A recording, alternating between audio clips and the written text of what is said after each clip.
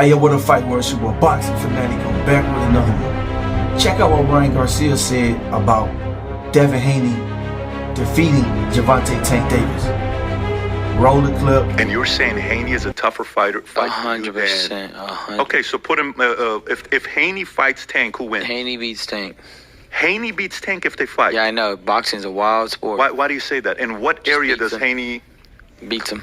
Out of just pure volume and just knows how to use his reach good. Tank will try to hurt him, but I don't think Tank could.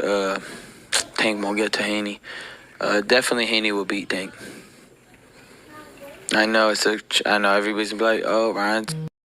1-2. 1-2. I don't know about that one, but we seen Tank put hands on Devin in sparring, and that was pretty much the same thing Ryan Garcia did to Devin in a real fight.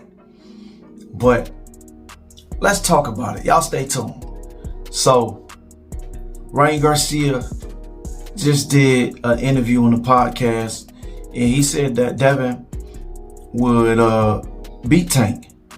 And I could kind of agree and kind of disagree. You know, I beg the difference because, you know, yeah, Devin is a great, you know, he's a great boxer.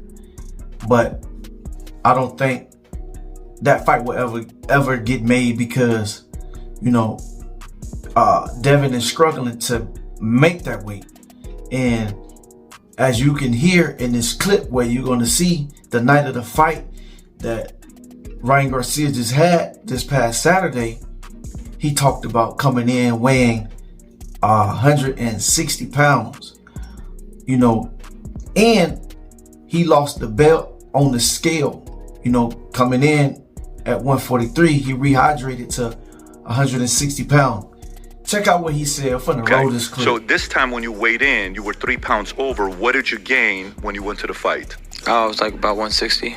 So 160 fight, what was the weight when you, was it 145 with you and Haney, or what was the? Oh, it was, I was 143 and he was 140. So you went 17 pounds. Yeah. And that clause wasn't in it with Haney. No. Yeah, because when you guys stood toe to toe, it just didn't make sense. No. It was very obvious you were the bigger guy. Yeah. And did you feel that? Usually he's the bigger guy. Usually he's the weight bully, but the weight bully got bullied.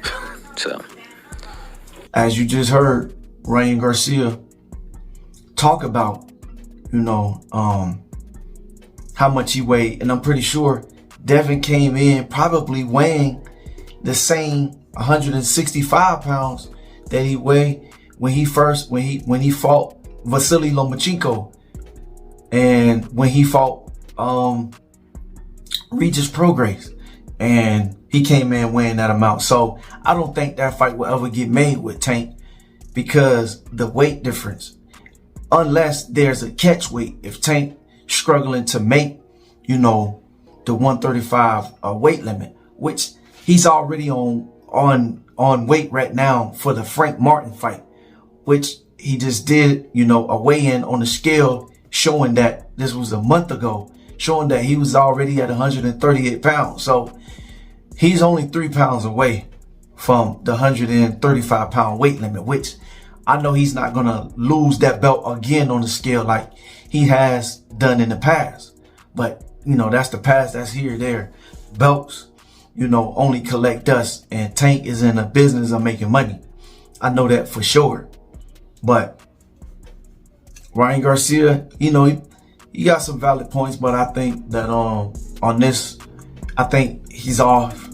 You know, I think by him getting in the ring with both of them and sharing the ring with both of them, and he doing the comparison, you know, with the two, I think styles make fights, and Tank have the style to defeat both of them, in my honest opinion. I think Ryan Garcia was just trying to give Devin a little bit of credit because he's feeling sorry for the guy. Now we have, you know, that humbling that took place, not for Devin, but for Bill Haney.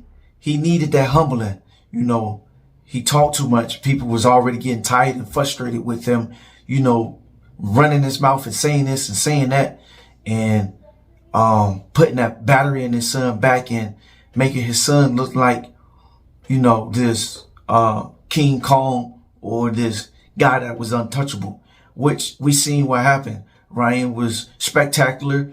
He did his thing. He defeated Devin. He knocked Devin down 6 times in the fight.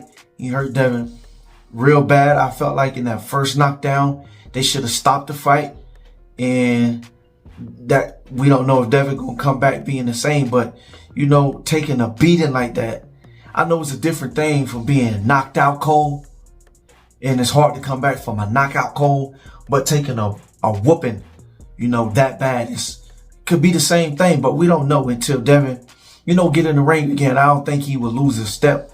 I don't think he just got to tighten up his defense. I think by having his daddy in his corner, he needs a real trainer. He needs somebody that's going to teach him something like Floyd Mayweather Sr. was doing until his daddy, you know, got big-headed and went to talking this and saying that. And, you know, no, man, somebody that's going to teach him something when it's time, when it's, you know, time, you in that war, you in that battle, somebody going to tell you, hey, look, you do this, do that, tighten up your defense, you know, walk the Ryan, put your guards up, tighten up your defense. His daddy couldn't tell him, you know, the proper instructions during that time in the clinches, you know, when it got real tough during the fight.